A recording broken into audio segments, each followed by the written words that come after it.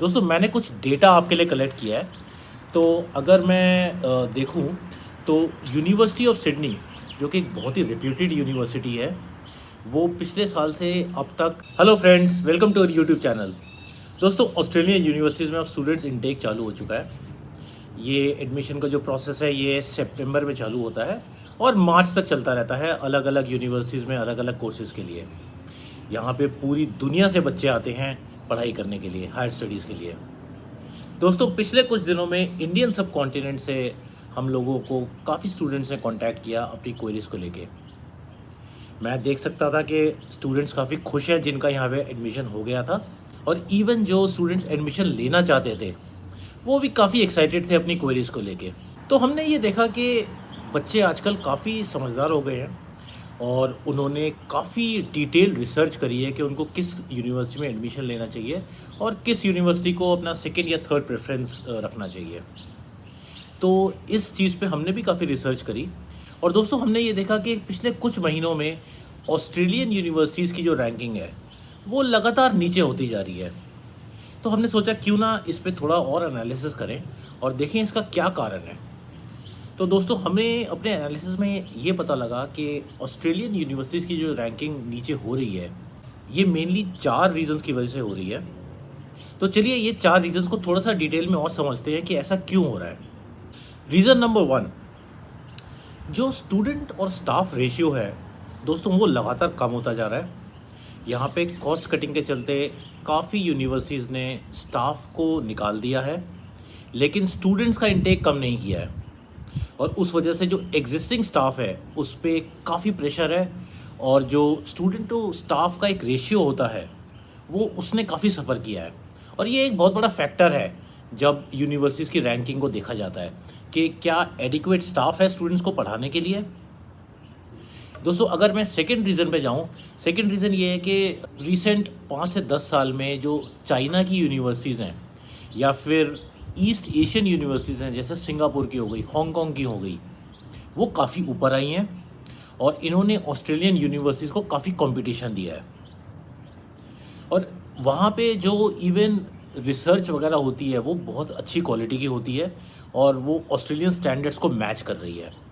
और इंडियन सब कॉन्टिनेंट के काफ़ी बच्चे जो हैं वो सिंगापुर, हांगकांग की यूनिवर्सिटीज़ प्रेफर कर रहे हैं ओवर ऑस्ट्रेलियन यूनिवर्सिटीज़। तो ये भी एक कारण है जिसकी वजह से ऑस्ट्रेलियन यूनिवर्सिटीज़ की रैंकिंग कम होती जा रही है। रीज़न नंबर 3 वो है रिटेंशन ऑफ स्टूडेंट्स।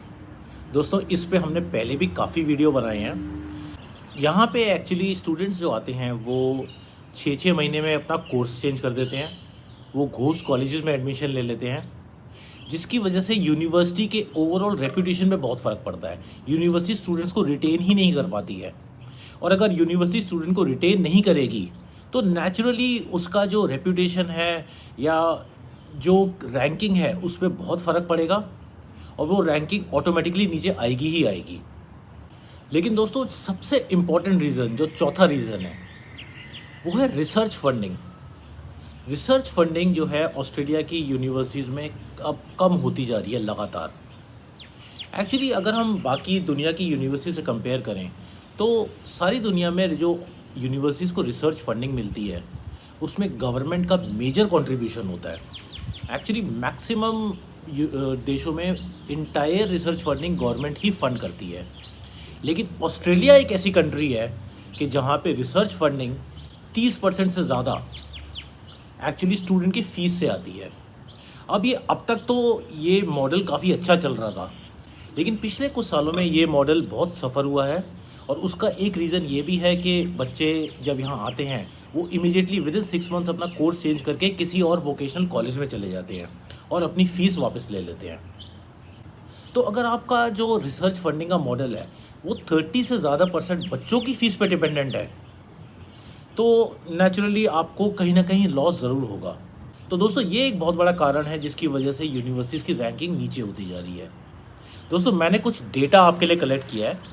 तो अगर मैं देखूं तो यूनिवर्सिटी ऑफ सिडनी जो कि एक बहुत ही रेप्यूटेड यूनिवर्सिटी है, वो पिछले साल से अब तक 6 प्लेसेस या 6 रैंक नीचे हो चुकी है और इस टाइम पे वो 60th पे है।